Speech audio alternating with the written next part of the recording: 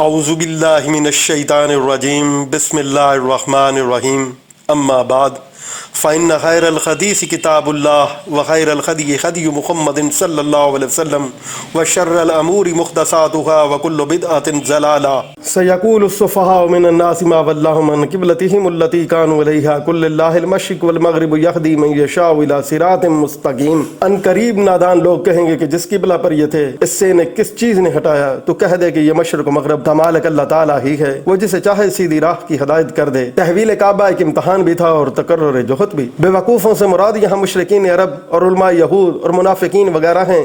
صحیح بخاری شریف میں حضرت برا رضی اللہ تعالیٰ عنہ سے روایت ہے کہ نبی صلی اللہ علیہ وسلم نے 16 یا 17 مہینے تک بیت المقدس کی طرف نماز پڑھی، لیکن خود آپ صلی اللہ علیہ وسلم کی چاہت یہ تھی کہ آپ کا قبلہ بیت اللہ شریف ہو، چنانچہ اب حکم آ گیا اور آپ صلی اللہ علیہ وسلم نے عصر کی نماز اس کی طرف ادا کی۔ آپ کے ساتھ نمازیوں میں سے ایک شخص کسی اور مسجد میں پہنچا، وہاں جماعت رکوع میں تھی، اس نے ان سے کہا اللہ کی قسم میں نبی صلی اللہ علیہ وسلم کے ساتھ مکہ کی طرف نماز پڑھ کر ابھی آ رہا ہوں۔ جب ان لوگوں نے سنا تو اسی حالت میں وہ کعبہ کی طرف گھوم گئے۔ اب بعض لوگوں نے یہ کہا کہ جو لوگ اگلے قبلہ کی طرف نمازیں پڑھتے تھے شہید ہو چکے ہیں، ان کی نمازوں کا کیا حال ہے؟ تب یہ فرمان نازل ہوا کہ وما کان اللہ، یعنی اللہ تمہارے ایمان کو ضائع نہ کرے گا۔ ایک اور روایت میں ہے کہ جب حضور صلی اللہ علیہ وسلم بیت المقدس کی طرف نماز پڑھتے تھے تو آپ اکثر آسمان کی طرف نظریں اٹھاتے تھے اور اللہ تعالیٰ کے حکم کے منتظر تھے، یہاں تک کہ آیت قد نرا نازل ہوئی اور کعبہ مقرر ہوا۔ لوگوں نے اگلے قبلہ کی طرف نماز پڑھنے والوں کے بارے میں سوال کیا، جس پر فرمان ما کان اللہ نازل ہوا اور ان کی نمازوں کی طرف سے اطمینان ہوا۔ اب بعض بے وقوف اہل کتاب نے قبلہ کے بدلے جانے پر اعتراض کیا، جس پر یہ آیتیں سیقول السفہاء نازل ہوئیں۔ شروع ہجرت کے وقت مدینہ شریف میں آپ کی بیت المقدس کی طرف نمازیں ادا کرنے کا حکم ہوا تھا۔ یہود اس سے خوش تھے، لیکن آپ کی چاہت اور دعا قبلہ ابراہیمی کی تھی۔ آخر جب یہ حکم نازل ہوا تو یہودیوں نے جٹ سے اعتراض جڑ دیا، جس کا جواب ملا کہ مشرق و مغرب اللہ ہی کے ہیں۔ اس مضمون کی اور بھی بہت سی روایتیں ہیں۔ خلاصہ یہ ہے کہ مکہ شریف میں آپ دونوں رکن کے درمیان نماز پڑھتے تھے تو آپ کے سامنے کعبہ ہوتا تھا اور بیت المقدس کے صخرہ کی طرف آپ کا منہ ہوتا تھا، لیکن مدینہ جا کر یہ معاملہ مشکل ہو گیا، دونوں جمع نہیں ہو سکتے تھے، تو وہاں آپ کو بیت المقدس کی طرف نماز ادا کرنے کا حکم قرآن میں نازل ہوا تھا، یا دوسری وحی کے ذریعے یہ حکم ملا تھا۔ بعض بزرگ تو کہتے ہیں یہ صرف حضور صلی اللہ علیہ وسلم کا اجتہادی امر تھا اور مدینہ آنے کے بعد کئی ماہ تک اسی طرف آپ نمازیں پڑھتے رہے۔ وہ چاہت اور تھی، یہاں تک کہ پروردگار نے بیت العتیق کی طرف منہ پھیرنے کو فرمایا اور آپ نے اس طرف منہ کر کے پہلے نماز عصر پڑھی اور پھر لوگوں کو اپنے خطبے میں اس امر سے آگاہ کیا۔ بعض روایتوں میں یہ بھی آتا ہے کہ یہ ظہر کی نماز تھی۔ حضرت ابو سعید بن معلہ فرماتے ہیں میں نے اور میرے ساتھی نے اول کعبہ کی طرف نماز پڑھی ہے اور یہ ظہر کی نماز تھی۔ بعض مفسرین وغیرہ کا بیان ہے کہ نبی صلی اللہ علیہ وسلم پر جب قبلہ بدلنے کی آیت نازل ہوئی اس وقت آپ مسجد بنی سلمہ میں ظہر کی نماز پڑھ رہے تھے، 2 رکعت ادا کر چکے تھے، پھر باقی کی 2 رکعتیں آپ صلی اللہ علیہ وسلم نے بیت اللہ شریف کی طرف پڑھی۔ اسی وجہ سے اس مسجد کا نام ہی مسجد قبلتین یعنی 2 قبلوں والی مسجد ہے۔ حضرت نبیلہ بنت مسلم فرماتی ہیں کہ ہم ظہر کی نماز میں تھے جب ہمیں یہ خبر ملی اور ہم نماز ہی میں گھوم گئے، مرد عورتوں کی جگہ آ گئے اور عورتیں مردوں کی جگہ جا پہنچی۔ ہاں، اہل قباء کو دوسرے دن صبح کی نماز کے وقت یہ خبر پہنچی۔ بخاری و مسلم میں حضرت عبداللہ بن عمر رضی اللہ تعالیٰ عنہ سے مروی ہے کہ لوگ مسجد قباء میں صبح کی نماز ادا کر رہے تھے، ناگاہ کسی آنے والے نے کہا رسول اللہ صلی اللہ علیہ وسلم پر آج کو حکم قرآنی نازل ہوا اور کعبہ کی طرف متوجہ ہونے کا حکم ہو گیا، چنانچہ ہم لوگ بھی شام کی طرف منہ ہٹا کر کعبہ کی طرف متوجہ ہو گئے۔ اس حدیث سے یہ بھی معلوم ہوا کہ ناسخ کے حکم کا لزوم اس وقت ہوتا ہے جب اس کا علم ہو جائے، وہ پہلے ہی پہنچا چکا ہو، اس لیے کہ ان حضرات کو عصر، مغرب اور عشاء کے لوٹانے کا حکم نہیں ہوا، واللہ عالم۔ اب باطل پرست کمزور عقیدہ والے باتیں بنانے لگے کہ اس کی کیا وجہ ہے کہ کبھی اسے قبلہ کہتا ہے کبھی اسے قبلہ قرار دیتا ہے۔ انہیں جواب ملا کہ حکم اور تصرف اور امر اللہ تعالیٰ ہی کا ہے، جدھر منہ کرو اسی طرف اس کا منہ ہے۔ بھلائی اسی میں نہیں آ گئی بلکہ اصلیت تو ایمان کی مضبوطی ہے جو ہر حکم کے ماننے پر مجبور کر دیتی ہے، اور اس میں گویا مومنوں کو ادب سکھایا گیا ہے کہ ان کا کام صرف حکم کی بجا آوری ہے، جدھر انہیں متوجہ ہونے کا حکم دیا جائے یہ متوجہ ہو جاتے ہیں۔ اطاعت کے معنی اس کے حکم کی تعمیل کے ہیں، اگر وہ ایک دن میں 100 مرتبہ ہر طرف گبائے تو ہم بخوشی گھوم جائیں گے۔ ہم اس کے غلام ہیں، ہم اس کے متحد ہیں، اس کے فرما بردار ہیں اور اس کے خادم ہیں، جدھر وہ حکم دے گا پھیر لیں گے۔ امت محمدیہ پر یہ بھی اللہ تعالیٰ کا اکرام ہے کہ انہیں خلیل الرحمن علیہ السلام کے قبلے کی طرف منہ کرنے کا حکم ہوا جو اسی لا شریک کے نام پر بنایا گیا ہے، اور تمام تر فضیلتیں جسے حاصل ہیں۔ مسند احمد کی ایک مرفوع حدیث ہے کہ یہودیوں کو اس بات پر بہت حسد ہے کہ اللہ نے ہمیں جمعہ کے دن توفیق دی اور یہ سے بھٹک گئے، اور اس پر کہ ہمارا قبلہ یہ ہے اور وہ اس سے گمراہ ہو گئے، اور بڑا حسد ان کو ہماری آمین کہنے پر بھی ہے جو ہم امام کے پیچھے کہتے ہیں۔ وَقَذَلِكَ جَعَلْنَاكُمْ أُمَّةً وَسْطًا لِتَكُونُوا شُهَدَاءَ عَلَى النَّاسِ وَيَكُونَ الرَّسُولُ عَلَيْكُمْ شَهِيدًا وَمَا جَعَلْنَا الْقِبْلَةَ الَّتِي كُنْتَ عَلَيْهَا إِلَّا لِنَعْلَمَ مَن يَتَّبِعُ الرَّسُولَ مِمَّن يَنقَلِبُ عَلَى عَقِبَيْهِ وَإِنْ كَانَتْ لَكَبِيرَةً إِلَّا عَلَى الَّذِينَ هَدَى اللَّهُ وَمَا كَانَ اللَّهُ لِيُضِيعَ إِيمَانَكُمْ ان اللہ بالناس لرؤوف الرحیم، ہم نے اسی طرح تمہیں عادل امت بنایا ہے تاکہ تم لوگوں پر گواہ ہو جاؤ اور رسول صلی اللہ علیہ وسلم تم پر گواہ ہو جائیں۔ جس قبلہ پر تم پہلے سے تھے اسے ہم نے صرف اس لیے مقرر کیا تھا کہ ہم جان لیں کہ رسول کا سچا تابعدار کون ہے اور کون ہے جو اپنی ایڑیوں پر پلٹ جاتا ہے۔ گو یہ کام مشکل ہے مگر جنہیں اللہ نے ہدایت دی ان پر کوئی مشکل نہیں۔ اللہ تعالیٰ تمہارا ایمان ضائع نہ کرے گا، اللہ تعالیٰ لوگوں کے ساتھ شفقت اور مہربانی کرنے والا ہے۔ پھر فرماتا ہے کہ اس پسندیدہ قبلے کی طرف تمہیں متوجہ کرنا اس لیے کہ تم خود بھی پسندیدہ امت ہو، تم اور امتوں پر قیامت کے دن گواہ بنے رہو گے کیونکہ وہ سب تمہاری فضیلت مانتے ہیں۔ وسط کے معنی یہاں پر بہتر اور عمدہ کے ہیں، جیسے کہا جاتا ہے قریش نسب کے اعتبار سے وسط عرب میں ہیں، اور کہا گیا ہے کہ حضور علیہ السلام اپنی قوم میں وسط تھے یعنی اشرف نسب والے، اور صلاۃ الوسطیٰ یعنی افضل تر نماز جو اثر ہے جسے صحیح حدیث سے ثابت ہے۔ اور چونکہ تمام امتوں میں یہ امت بھی بہتر افضل و اعلیٰ تھی اس لیے انہیں شریعت بھی کامل، راستہ بھی بالکل درست ملا اور دین بھی بہت واضح دیا گیا، جیسے فرمایا ہوا اجتباکم، ایسا اللہ نے تمہیں چن لیا اور تمہارے دین میں کوئی تنگی نہیں کی، تمہارے باپ ابراہیم علیہ السلام کے دین پر تم ہو، اسی نے تمہارا نام مسلم رکھا ہے، اس سے پہلے بھی اور اس میں بھی، تاکہ رسول تم پر گواہ ہو اور تم لوگوں پر۔ مسند احمد میں ہے رسول اللہ صلی اللہ علیہ وسلم فرماتے ہیں نوح علیہ السلام کو قیامت کے دن بلایا جائے گا اور ان سے دریافت کیا جائے گا کیا تم نے میرا پیغام میرے بندوں کو پہنچا دیا تھا؟ وہ کہیں گے ہاں اللہ پہنچا دیا تھا۔ ان کی امت کو بلایا جائے گا اور ان سے پرسش ہوگی کیا نوح علیہ السلام نے میری باتیں تمہیں پہنچائی تھیں؟ وہ صاف انکار کریں گے اور کہیں گے ہمارے پاس کوئی ڈرانے والا نہیں آیا۔ تو نوح علیہ السلام سے کہا جائے گا تمہاری امت انکار کرتی ہے، تم گواہ پیش کرو۔ یہ کہیں گے کہ ہاں محمد صلی اللہ علیہ وسلم اور آپ کی امت میری گواہ ہے۔ یہی مطلب اس آیت وَقَذَلِكَ جَعَلْنَاكُمْ کا ہے، وسط کے معنی عدل کے ہیں۔ اب تمہیں بلایا جائے گا اور تم گواہی دو گے اور میں تم پر گواہی دوں گا۔ بخاری، ترمذی، نسائی، ابن ماجہ۔ مسند احمد کی ایک اور روایت میں ہے قیامت کے دن نبی صلی اللہ علیہ وسلم آئیں گے اور ان کے ساتھ ان کی امت کے صرف 2 ہی شخص ہوں گے اور اس سے زیادہ بھی اس کی امت کو بلایا جائے گا اور ان سے پوچھا جائے گا کیا اس نبی نے تمہیں تبلیغ کی تھی؟ وہ انکار کریں گے۔ نبی سے کہا جائے گا تم نے تبلیغ کی؟ وہ کہیں گے ہاں۔ کہا جائے گا تمہارا گواہ کون ہے؟ وہ کہیں گے محمد صلی اللہ علیہ وسلم اور آپ کی امت۔ پس محمد صلی اللہ علیہ وسلم اور آپ کی امت بلائی جائے گی، ان سے یہی سوال ہوگا کیا اس پیغمبر نے تبلیغ کی؟ یہ کہیں گے ہاں۔ ان سے کہا جائے گا تمہیں کیسے علم ہوا؟ یہ جواب دیں گے کہ ہمارے پاس ہمارے نبی آئے اور آپ نے خبر دی کہ انبیاء علیہ السلام نے تیرا پیغام اپنی اپنی امتوں کو پہنچایا۔ یہی مطلب ہے اللہ عز و جل کے اس فرمان وَقَذَلِكَ کا مسند احمد کی ایک اور حدیث میں وسطاً بمانی عدلاً آیا ہے۔ ابن مردوی اور ابن ابی حاتم میں ہے کہ رسول اللہ صلی اللہ علیہ وسلم نے فرمایا میں اور میری امت قیامت کے دن ایک اونچے ٹیلے پر ہوں گے، تمام مخلوق میں نمایاں ہوں گے اور سب کو دیکھ رہے ہوں گے۔ اس روز تمام دنیا تمنا کرے گی کہ کاش وہ بھی ہم میں سے ہوتے۔ جس نبی کی قوم نے اسے جھٹلایا ہے ہم دربار رب العالمین میں شہادت دیں گے کہ ان تمام انبیاء نے حق کے رسالت ادا کیا تھا۔ مستدرک حاکم کی ایک حدیث میں ہے کہ بنی مسلمہ کے قبیلے کے ایک شخص کے جنازے میں ہم حضور صلی اللہ علیہ وسلم کے ساتھ تھے۔ لوگ کہنے لگے کہ حضور یہ بڑا نیک آدمی تھا، بڑا متقی، پارسا اور سچا مسلمان تھا، اور بھی بہت سی تعریفیں کی۔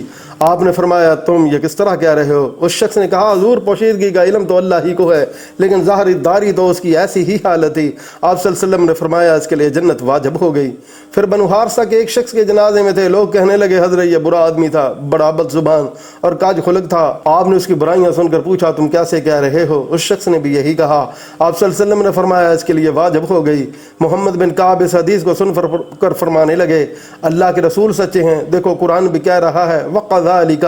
مسند احمد میں ہے ابو الاسود رحمۃ اللہ علیہ فرماتے ہیں میں مدینہ میں آیا، یہاں بیماری تھی، لوگ بکثرت مر رہے تھے، میں حضرت عمر بن خطاب رضی اللہ تعالیٰ عنہ کے پاس بیٹھا تھا جو ایک جنازہ نکلا اور لوگوں نے مرحوم کی نیکیاں بیان کرنی شروع کی۔ آپ رضی اللہ تعالیٰ عنہ نے فرمایا اس کے لیے واجب ہو گئی۔ اتنے میں دوسرا جنازہ نکلا، لوگوں نے اس کی برائیاں بیان کی، آپ نے فرمایا اس کے لیے واجب ہو گئی۔ میں نے کہا امیر المومنین کیا واجب ہو گئی؟ آپ نے فرمایا میں نے وہ کہا جو جناب رسول اللہ صلی اللہ علیہ وسلم نے فرمایا ہے کہ جس مسلمان کی بلائی کی شہادت 4 شخص ہے اسے جنت میں داخل کرتا ہے۔ ہم نے کہا حضور اگر 3؟ آپ نے فرمایا 3 بھی۔ ہم نے کہا اگر 2 ہوں؟ آپ نے فرمایا 2 بھی۔ پھر ہم نے ایک کی بابت کا سوال نہ کیا۔ ابن مردویہ کی ایک حدیث میں ہے کہ تم اپنے بھلوں اور بروں کو پہچان لیا کرو۔ لوگوں نے کہا حضور کس طرح؟ آپ نے فرمایا اچھی تعریف اور بری شہادت سے تم زمین پر اللہ کے گواہ ہو۔ پھر فرماتا ہے کہ اگلا قبلہ صرف امتحان تھا، یعنی پہلے بیت المقدس کو قبلہ مقرر کر کے پھر کعبۃ اللہ کی طرف پھیرنا صرف اس لیے تھا کہ معلوم ہو جائے کہ سچا تابعدار کون ہے، اور جہاں آپ توجہ کریں وہیں اپنی توجہ کرنے والا کون ہے اور کون ہے جو ایک دن کروٹ لے لیتا ہے اور مرتد ہو جاتا ہے۔ یہ کام فی الحقیقت اہم کام تھا، لیکن جن کے دلوں میں ایمان و یقین ہے، جو رسول اللہ صلی اللہ علیہ وسلم کے سچے پیروکار ہیں، جو جانتے ہیں کہ حضور جو فرمائیں سچ ہے، جن کا عقیدہ ہے کہ اللہ جو چاہتا ہے کرتا ہے، جو ارادہ کرتا ہے حکم کرتا ہے، اپنے بندوں کو جس طرح چاہے حکم دے، جو چاہے مٹائے، جو چاہے باقی رکھے، اس کا ہر کام ہر حکم حکمت سے پر ہے اور اس پر اس حکم کی بجاوری کچھ بھی مشکل نہیں۔ ہاں بیمار دل والے تو جہاں نیا حکم آیا انہیں فوراً نیا درد اٹھا، قرآن کریم میں اور جگہ وَإِذَا مَا أُنزِلَتْ سُورَةٌ، یعنی جب کبھی کوئی سورہ نازل ہوتی ہے تو ان میں سے بعض پوچھتے ہیں اس سے کس کا ایمان بڑھا؟ حقیقت یہ ہے کہ ایمانداروں کے ایمان بڑھتے ہیں اور ان کی دل خوشی بھی، اور بیمار دل والے اپنی پلیدی میں اور بڑھ جاتے ہیں۔ اور جگہ فرمان ہے قُلْ هُوَ لِلَّذِينَ آمَنُوا هُدًى وَشِفَاءٌ وَالَّذِينَ لَا يُؤْمِنُونَ فِي آذَانِهِمْ وَقْرٌ وَهُوَ عَلَيْهِمْ أَمَنٌ، یعنی ایمان والوں کے لیے یہ ہدایت اور شفا ہے، اور بے ایمان لوگوں کے کانوں میں بوجھ اور آنکھوں پر اندھاپا ہے۔ اور جگہ فرمایا وَنُنَزِّلُ مِنَ الْقُرْآنِ مَا هُوَ شِفَاءٌ وَرَحْمَةٌ لِّلْمُؤْمِنِينَ وَلَا يَزِيدُ الظَّالِمِينَ إِلَّا خَسَارًا، یعنی ہمارا اتارا ہوا قرآن مومنوں کے لیے سراسر شفا اور رحمت ہے، اور ظالموں کا نقصان ہی بڑھتا رہتا ہے۔ اس واقعہ میں بھی تمام بزرگ صحابہ ثابت قدم رہے، اول سبقت کرنے والے مہاجر اور انصار دونوں قبلوں کی طرف نماز پڑھنے والے ہیں۔ چنانچہ اوپر حدیث بیان ہو چکی ہے کہ کس طرح وہ نماز پڑھتے ہوئے یہ خبر سن کر گھوم گئے، جس سے ان کی کمال اطاعت اور اعلیٰ درجہ کی فرما برداری ثابت ہوئی۔ پھر ارشاد ہوتا ہے کہ اللہ تمہارے ایمان کو ضائع نہیں کرے گا، یعنی تمہاری بیت المقدس کی طرف پڑھی ہوئی نمازیں رد نہیں ہوں گی۔ حضرت ابن عباس فرماتے ہیں بلکہ ان کی اعلیٰ ایمانداری ثابت ہوئی، انہوں نے دونوں قبلوں کی طرف نماز پڑھنے کا ثواب عطا ہوگا۔ یہ مطلب بھی بیان کیا گیا کہ اللہ تعالیٰ محمد صلی اللہ علیہ وسلم کو اور ان کے ساتھ تمہارے گھوم جانے کو ضائع نہ کرے گا۔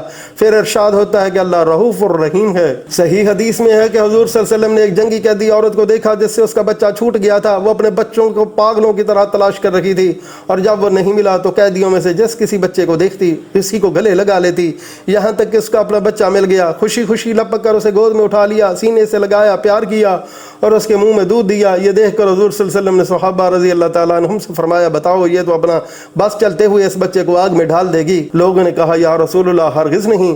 آپ صلی اللہ علیہ وسلم نے فرمایا اللہ کی قسم جس قدر یہ ماں اپنے بچے پر مہربان ہے اس سے کہیں زیادہ اللہ تعالیٰ اپنے بندوں پر رؤوف الرحیم ہے۔ قد نرى تقلب وجهك في السماء فلنولينك قبلة ترضاها فول وجهك شطر المسجد الحرام وحيث ما كنتم فولوا وجوهكم شطره وإن الذين أوتوا الكتاب ليعلمون أنه الحق من ربهم وما الله بغافل عما يعملون۔ ہم نے تیرے منہ کا آسمان کی طرف پھر نہ دیکھا، اب ہم تجھے اس قبلے کی جانب متوجہ کریں گے جس سے تو خوش ہو جائے۔ تو اپنا منہ مسجد حرام کی طرف پھیر لے، اور تم جہاں کہیں ہو اپنا منہ اسی کی طرف پھیرا کرو۔ اہل کتاب کو اس کے اللہ کی طرف سے اور حق ہونے کا قطعی علم ہے، اور اللہ تعالیٰ ان اعمال سے غافل نہیں جو یہ کرتے ہیں۔ خشوع و خضوع ضروری ہے۔ حضرت ابن عباس کا بیان ہے کہ قرآن میں قبلے کا حکم پہلا نسخ ہے۔ حضور صلی اللہ علیہ وسلم نے مدینہ کی طرف ہجرت کی، یہاں کے اکثر باشندے یہود تھے، اللہ تعالیٰ نے آپ کو بیت المقدس کی طرف نمازیں پڑھنے کا حکم دیا۔ یہود اس سے بہت خوش ہوئے، آپ کئی ماہ تک اسی رخ نماز پڑھتے رہے، لیکن خود آپ کی چاہت قبلہ ابراہیمی کی تھی، آپ اللہ تعالیٰ سے دعائیں مانگا کرتے تھے اور نگاہیں اسمان کی طرف اٹھایا کرتے تھے۔ بالآخر آیت قد نرى نازل ہوئی، اس پر یہود کہنے لگے کہ اس قبلے سے یہ کیوں ہٹ گئے، جس کے جواب میں کہا گیا کہ مشرق و مغرب کا مالک اللہ تعالیٰ ہی ہے، اور فرمایا جدھر تمہارا منہ ہو ادھر ہی اللہ کا منہ ہے، اور فرمایا کہ اگلا قبلہ امتحان تھا، اور روایت میں ہے کہ حضور نماز کے بعد اپنا سر آسمان کی طرف اٹھاتے تھے۔ اس پر یہ آیت اتری اور حکم ہوا کہ مسجد حرام کی طرف کعبہ کی طرف منہ اب کی طرف کرو، میزاب کی طرف منہ کرو۔ جبرائیل علیہ السلام نے امامت کرائی، حضرت عبداللہ بن عمر رضی اللہ تعالیٰ عنہ نے مسجد حرام میں میزاب کے سامنے بیٹھے ہوئے اس آیت پاک کی تلاوت کی اور فرمایا میزاب کعبہ کی طرف رخ کرنے کا حکم ہے۔ امام شافعی کا بھی ایک قول یہ ہے کہ عین کعبہ کی طرف توجہ مقصود ہے، اور دوسرا قول آپ کا یہ ہے کہ کعبہ کی جوہت ہونا کافی ہے، اور یہی مذاہب اکثر ائمہ کرام کا ہے۔ حضرت علی رضی اللہ تعالیٰ عنہ فرماتے ہیں مراد اس کی طرف ہے۔ ابو علیہ، مجاہد، اکرمہ، سعید بن جبیر، قتادہ، ربیع بن انس وغیرہ کا بھی یہی قول ہے۔ ایک حدیث میں ہے کہ مشرق و مغرب کے درمیان قبلہ ہے۔ ابن جریج میں حدیث ہے رسول اللہ صلی اللہ علیہ وسلم فرماتے ہیں بیت اللہ مسجد حرام والوں کا قبلہ ہے، اور مسجد اہل حرم کا قبلہ ہے، اور تمام زمین والوں کا حرم قبلہ ہے، خواہ مشرق میں ہوں خواہ مغرب میں ہوں، میری تمام امت کا قبلہ یہی ہے۔ ابو نعیم میں بروایت مروی ہے کہ حضور صلی اللہ علیہ وسلم نے 16-17 مہینے تک تو بیت المقدس کی طرف نماز پڑھی، لیکن آپ کو پسند امر یہ تھا کہ بیت اللہ کی طرف پڑھیں، چنانچہ اللہ کے حکم سے آپ نے بیت اللہ کی طرف متوجہ ہو کر عصر کی نماز ادا کی۔ پھر نمازیوں میں سے ایک شخص مسجد والوں کے پاس گیا اور وہ رکوع میں تھے، اس نے کہا میں حلفیہ گواہی دیتا ہوں کہ میں نے رسول اللہ صلی اللہ علیہ وسلم کے ساتھ مکہ شریف کی طرف نماز ادا کی۔ یہ سن کر وہ جس حالت میں تھے اسی حالت میں بیت اللہ شریف کی طرف پھر گئے۔ عبد الرزاق میں یہ روایت قدر کمی بیشی کے ساتھ مروی ہے۔ نسائی میں حضرت ابو سعید بن مالا سے مروی ہے کہ ہم صبح کے وقت مسجد نبوی حضور صلی اللہ علیہ وسلم کے زمانے میں جایا کرتے تھے اور وہاں کچھ نوافل پڑھا کرتے تھے۔ ایک دن ہم گئے تو دیکھا کہ نبی صلی اللہ علیہ وسلم ممبر پر بیٹھے ہوئے ہیں۔ میں نے کہا آج کوئی نئی بات ضرور ہوئی ہے، میں بھی بیٹھ گیا تو حضور صلی اللہ علیہ وسلم نے یہ آیت قد نرى تلاوت فرمائی۔ میں نے اپنے ساتھی سے کہا آؤ نبی صلی اللہ علیہ وسلم فارغ ہوں کہ ممبر سے اترنے سے پہلے ہی ہم اس نئے حکم کی تعمیل کریں اور اول فرما بردار بن جائیں۔ چنانچہ ہم ایک طرف ہو گئے اور سب سے پہلے بیت اللہ شریف کی طرف نماز پڑھی، پھر حضور صلی اللہ علیہ وسلم بھی ممبر سے اتر آئے اور اس قبلے کی طرف پہلی نماز ظہر ادا کی گئی۔ ابن مردویہ میں بروایت ابن عمر مروی ہے کہ پہلی نماز جو حضور صلی اللہ علیہ وسلم نے کعبہ کی طرف ادا کی وہ ظہر کی نماز ہے، اور یہی نماز صلاۃ الوسطیٰ ہے، لیکن مشہور یہ ہے کہ پہلی نماز کعبہ کی طرف عصر کی ادا ہوئی، اسی وجہ سے اہل قباء کو دوسرے دن صبح کے وقت اطلاع پہنچی۔ ابن مردویہ میں روایت نویل بنت مسلم موجود ہے کہ ہم مسجد بنو خارثہ میں ظہر یا عصر کی نماز بیت المقدس کی طرف منہ کیے ہوئے ادا کر رہے تھے۔ 2 رکعت پڑھ چکے تھے کہ کسی نے آ کر قبلہ کے بدل جانے کی خبر دی، چنانچہ ہم نماز ہی میں بیت اللہ کی طرف متوجہ ہو گئے اور باقی نماز اسی طرف ادا کی۔ اس گھومنے میں مرد عورتوں کی جگہ اور عورتیں مردوں کی جگہ آ گئیں۔ آپ صلی اللہ علیہ وسلم کے پاس جب یہ خبر پہنچی تو خوش ہو کر فرمایا، یہ ہیں ایمان بالغیب رکھنے والے۔ ابن مردویہ میں بروایت عمارہ بن اوس مروی ہے کہ رکوع کی حالت میں ہمیں اطلاع ہوئی اور ہم سب مرد عورتیں بچے اسی حالت میں قبلہ کی طرف گھوم گئے۔ پھر ارشاد ہوتا ہے، تم جہاں بھی ہو مشرق و مغرب شمال یا جنوب میں ہر صورت نماز کے وقت کعبہ کی طرف کر لیا کرو۔ وہاں البتہ سفر میں سواری پر نفل پڑھنے والا جدھر سواری جا رہی ہو ادھر جس طرف بن پڑے نماز ادا کر لے، اور اس طرح وہ شخص جسے قبلہ کی جہت کا قطعی علم نہیں وہ اندازے سے جس طرف زیادہ دل ماننے نماز ادا کر لے۔ پھر گو اس کی نماز فی الواقعہ قبلہ کی طرف نہ بھی ہوئی ہو تو بھی وہ اللہ کے ہاں معاف ہے۔ مسلکہ مالکیہ نے اس آیت سے استدلال کیا ہے کہ نمازی حالت نماز میں اپنے سامنے اپنی نظریں رکھے، نہ کہ سجدے کی جگہ، جیسے کہ شافعی، احمد اور ابو حنیفہ رحمہ اللہ کا مذہب ہے، اس لیے کہ آیت کے الفاظ یہ ہے کہ منہ مسجد حرام کی طرف کرو، اور اگر سجدے کی جگہ نظر جمانا چاہے گا تو قدرے جھکنا پڑے گا، اور یہ تکلف کمال خشوع کے خلاف ہوگا۔ بعض مالکیہ کا یہ قول بھی ہے کہ قیام کی حالت میں اپنے سینے کی طرف نظر رکھے۔ قاضی شریک کہتے ہیں قیام کے وقت سجدے کی جگہ نظر رکھے، جیسے کہ جمہور جماعت کا قول ہے، اس لیے کہ یہ پورا خشوع و خضوع ہے۔ اور ایک حدیث میں بھی اس مضمون کی وارد ہوئی ہے، اور رکوع کی حالت میں اپنے قدموں کی جگہ پر نظر رکھے، اور سجدے کے وقت ناک کی جگہ اور اتحیات کے وقت اپنی گود کی طرف۔ پھر ارشاد ہوتا ہے کہ یہ یہودی جو چاہیں باتیں بنائیں، لیکن ان کے دل جانتے ہیں کہ قبلہ کی تبدیلی اللہ کی جانب سے ہے اور برحق ہے، کیونکہ یہ خود ان کی کتابوں میں بھی موجود ہے، لیکن یہ لوگ کفر و عناد و تکبر و حسد کی وجہ سے اسے چھپاتے ہیں۔ اللہ بھی ان کی ان کرتوتوں سے بے خبر نہیں۔